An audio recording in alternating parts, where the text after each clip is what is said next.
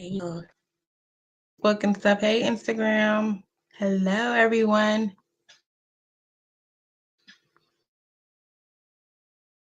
I think I'm back on Mondays. It's been a going on Monday. How everybody again? I hope everyone enjoy their weekend. And now it's time for a productive week. So let's talk about money on Monday, Money Day. Like, let's talk about it, right? So, hey, everyone, welcome back to my weekly live. We are on a new day. Usually go live on Fridays, but here, Monday at 7 p.m. And I'm so glad you guys are here tonight. If you ever sent an invoice and waited to get paid, this episode is for you. We're talking about how to streamline your invoicing process so you can get paid faster and with less stress. Okay. Hey, getting paid is how we stay in business. So, why does it have to feel so awkward or complicated? We're fixing that today. That's the goal, to get that out the way because it's the hardest part. Trying to collect some money usually in your business is kind of hard. Even asking for money is a little bit hard. I feel you all on that. So, for me, I always try to make it easy peasy, okay? So let's be real. Many small business owners, especially service providers and creatives, are sending out invoices late, manually, or inconsistently. That leads to delays in cash flow, missed payments, awkward follow ups, and worst of all, working without getting paid. And for my fellow business owners, mompreneurs, I know how it goes juggling client work, especially our mom's school pickups, dinner, and then remembering at 11 p.m. that you never sent that invoice. I've been there. I get it. I understand. So, why streamlining matters. A streamlined invoicing system doesn't just help you get paid faster, it frees up brain space. It's about professionalism. You look like the CEO you are, speed, payment comes in quicker, systems, less energy wasted every month reinventing the wheel. So we get our systems in place, we get it automated, and you don't have to think about it. So the action steps to streamline. Step one, you want to use invoicing software. Tools like QuickBooks, Wave, or even Stripe can automate recurring invoice and send reminders. A pro tip is to enable auto payments or direct payments when possible. That's been my go-to, is always having, like, if it's a recurring service that we provide, like our monthly bookkeeping, it's on auto pay. Like, we already automatically take it out. I even go a step further where we accept credit cards, because I don't like the fact when you do like direct, like auto pay with like a direct check or whatever, I think it's ACH, it usually could bounce back 10 days later. You never know. So I always go the extra mile and take the headache away by using the credit card, because it accepts or declines right away. Next thing is step two, send invoices immediately. The faster you send the invoices, the faster the clock starts ticking. Building invoices into your project wrap up workflow. So you want to make sure this is part of the wrap up or the onboarding process. That's what you want to make sure you're doing when you're doing invoicing. Step three will be include clear payment terms. Example, due upon receipt or net 7. Or be sure to include late payment policies if applicable. If you have clients that are usually not paying on time, you might want to include that after a certain amount of days, they're going to incur a late payment fee. A late payment fee is going to be applied to their account. Or you can also say, if you don't pay this invoice by such and such date, service would be canceled or service will not be able to continue. And another clause that I like to put in our client stuff is, for instance, if you're working with a client that's monthly and then now they haven't paid you in a while, everything's going to stop, but they're going to now have to pay you for the back pay plus a penalty for having to go back and do any type of cleanup. I don't care what type of business you're doing. If you're going to have to go back in time and now go and freak something, they're going to have to pay you for all those months. Plus, you might want to put a little, don't do that again, fee on that. Step four, automate follow-ups. So you want to use software to send reminders. So there's no more awkward, hey, just checking in. You can just have the system automatically send a reminder once a month, once a week, whatever you decide that time would be to do that. I love text messages as well. Some of my clients probably hate me for that, but I love putting in SMS follow-ups, because most of the time I know a lot of people don't even look at their emails, and they might look at a text message before they look at their email. So that's one way to follow up. And step five, accept multiple payment methods. So make it easy for your clients to pay. So you want to accept ACH, card, PayPal, etc. If you want, you can even accept Zelle, I'm not a Cash App person, but you can go with Cash App, but you can accept it all. But you want to make sure it is also streamlined and easy for you to manage all those different type of payments, okay? So streamlining your invoice isn't about being fancy, it's about being efficient. So whether you're running a solo operation or building an agency, the goal is to get paid without chasing money down. We don't need to do that. It is 2025.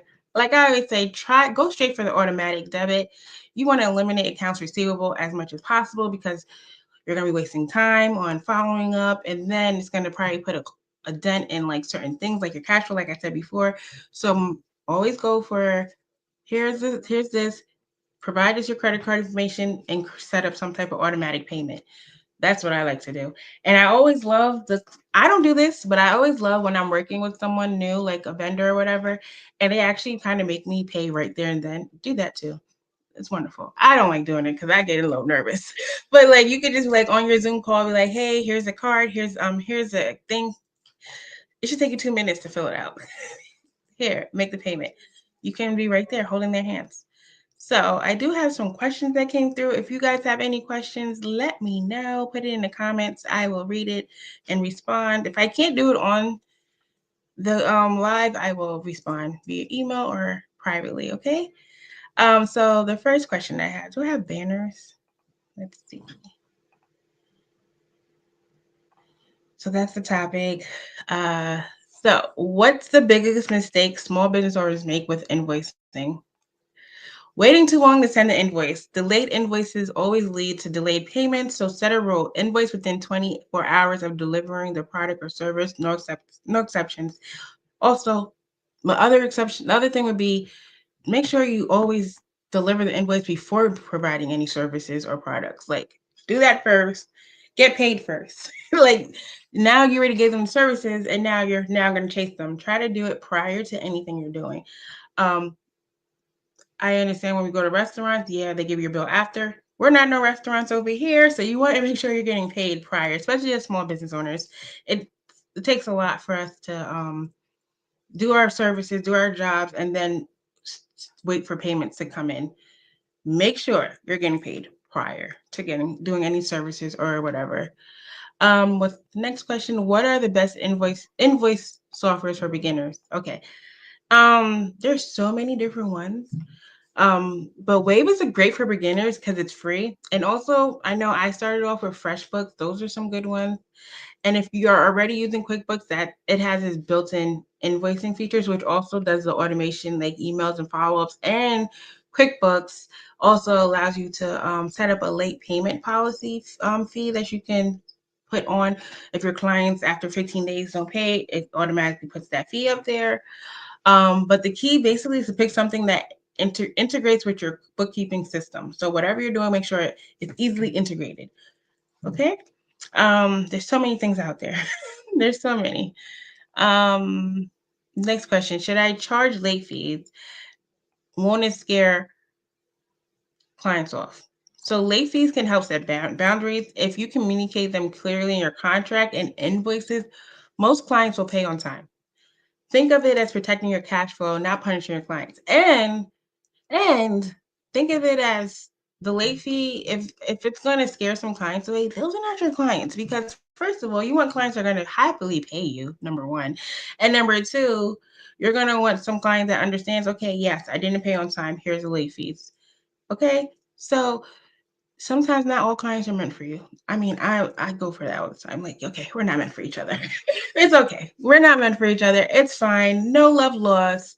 You continue doing what you're doing. I continue doing what I'm doing. But this is my policy. These are my boundaries. Always set boundaries. Business owners, mompreneurs, set your boundaries because don't set those boundaries. You are going to pay for it in the long run. So it's always that saying where people say, when you say yes to something, you're saying no to something else. So say no, set your boundaries and make it stick. Like don't have people come in here bullying you on your business. Don't do that. Do what you got to do. Make sure your cash flow keeps flowing so you can keep growing. And that's basically it for today. But if you have any questions about this topic, how to streamline your invoicing process to get paid faster, I'm here. You can book a discovery call.